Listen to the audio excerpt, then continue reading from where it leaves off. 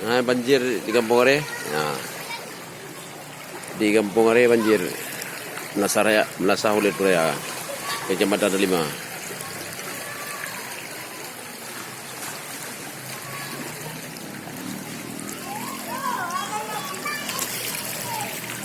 Terendam rumah semua.